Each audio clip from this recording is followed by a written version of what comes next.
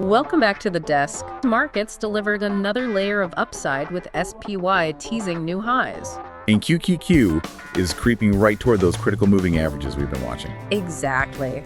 And with retail sales, jobs, and inflation data all queued up, this week feels primed for some real sparks. Oh, for sure. We're going to break this all down and get into what we're seeing, but real quick before we do, if you're new here, welcome to today's stock market summary. And just a reminder, none of this is buying or selling advice. Nope. We're just calling what we see happening in the charts as things develop. It's definitely shaping up to be a week where the charts and the calendar are going to collide. For sure. So it is Monday, February 9th, 2026, and honestly, after that dump last week, this two-day recovery feels like a massive relief. It does. The SPY is right back within spitting distance of all-time highs, and the Dow is holding its breakout.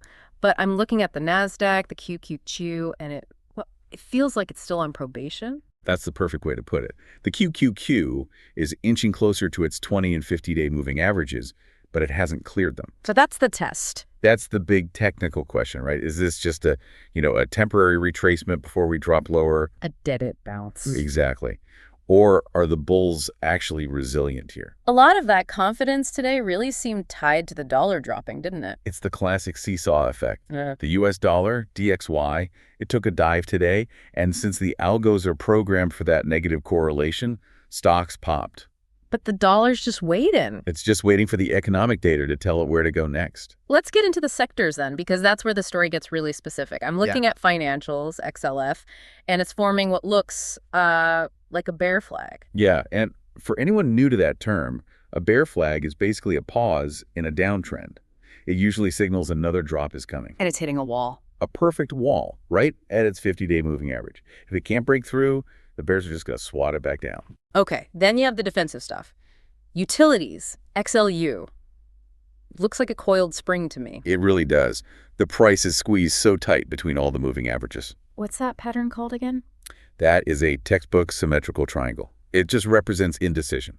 It's the market saying, look, we don't know where to go yet. And that compression has to break one way or the other. It demands a release. It's going to explode one way or the other, and I bet it's going to be once that inflation news hits. We're seeing a similar standoff in real estate, XLRE, testing a huge resistance line. But not everything is stuck in neutral.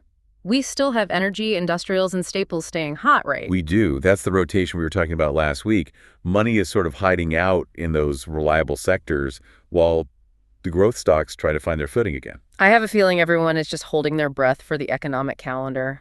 Today was Newslight, so buyers stepped in, but the schedule gets heavy fast. Enjoy the quiet, because the Red Folder Brigade arrives tomorrow.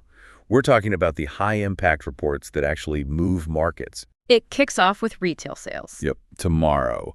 Then we get unemployment numbers Wednesday, and then the big boss CPI inflation on Friday. So the market is basically in a holding pattern until it sees if inflation is hot or cold. Precisely. This stretch of data is what will likely dictate the dollar's direction, and that will just push equities all over the place. Hey, don't forget, if you've got a stock you're watching or a question about the markets, let us know in the comments. We want to know what you're tracking to make these videos more relevant if possible, and we'll do our best to talk about what we see in a future episode. Yeah, we'd love to hear it. While the stock market holds its breath, other assets are moving. Crypto is still in rehab mode. Bitcoin is up, about 0.5%? Just trying to stabilize sideways after that flush toward 60K. But have you seen silver? While Bitcoin is kind of sleeping, silver is going parabolic. It's a huge rotation. Gold popped over 2.5%, but silver surged over 8%.